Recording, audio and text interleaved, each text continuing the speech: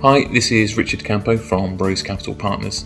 I'm putting this video together to talk through the things you might want to think about if you're an expat and you're looking at getting a mortgage in the UK. So firstly, I'll talk around a definition of that, then we'll talk around the assessment of the loan, and then thirdly, how much then a mortgage you can attain off the back of that. So firstly is the definition. So fairly straightforward in the fact that you'll be a UK national working abroad.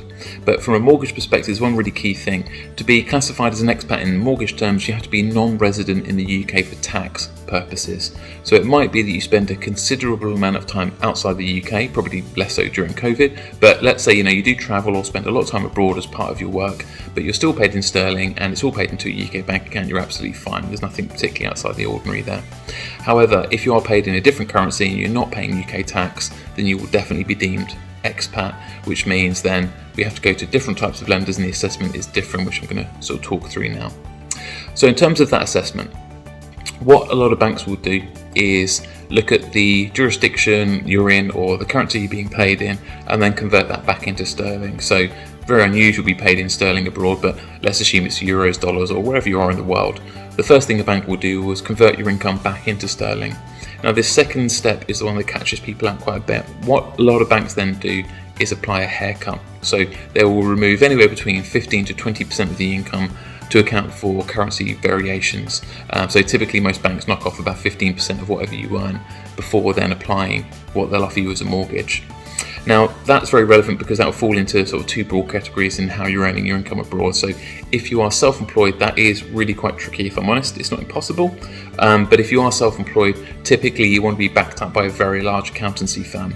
Now if your accountancy is either audited or accounts are prepared by a large international arm of an accountancy, then we probably can help.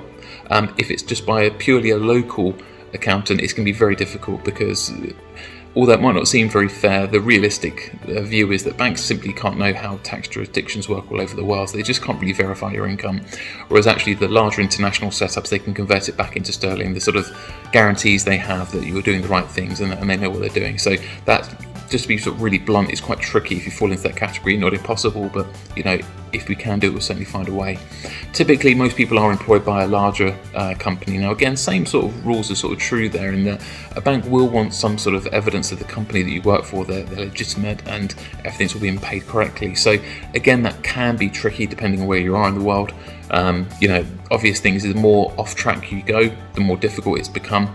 Banks do have no-go jurisdictions, which are namely around sort of high-risk jurisdictions in terms of money laundering, and also there is a sort of high-risk areas which always sit on the Home Office's website as well. Now that list does change in time, so if you do fall into the area, and you pretty much know if you will, but we tend to use the Home Office as the guiding point of are you in a high-risk jurisdiction, and if you are, that will then drive the lender we go to. So a couple of things there around where you are in the world, what the currency is, and then the haircut that's applied. All of them play a role, and then the background assessment, whether the firm or how you receive your income and how that's come to. So again, a lot more there to think about.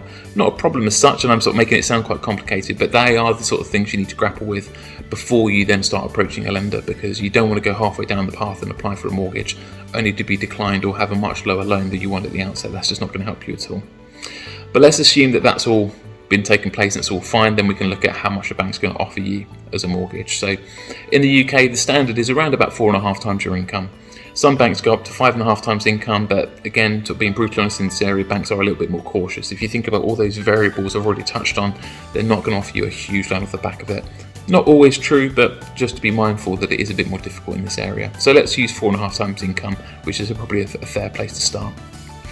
Now I'll pick on dollars just because it's easy to reference, but again, whatever currency you're paid in, apply the same logic I'm about to run through, and that should give you a fairly good barometer as to how much you can borrow. So just for the sake of round maths, let's say you earn £100,000 in dollars. That would be converted back into sterling, which is roughly about 1.4 at the minute. So that would be roughly about £71,000 in sterling. Banks then apply that haircut, which is the one that catches people out. So let's knock off another 15%. That takes you down to £60,000 in sterling. and then multiply that up by 4.5 times, which I believe is about £270,000 as a loan. So that gives you an idea then, if you've got £100,000 in dollars, that might translate into roughly a mortgage about $270,000 in that sort of area. So make sure you work through those steps, and that'll get you broadly where you want to be. So if you feel you fall into this category, and that's sort of going to get you roughly into where you want to be, please do pick up with one of the team. Very, very happy to help you out with this. It is a complex area, but we do deal with it quite regularly. We know the people to talk to, and ultimately we want to make sure that this is a stress-free experience for you, which we'll do our very best to help that be.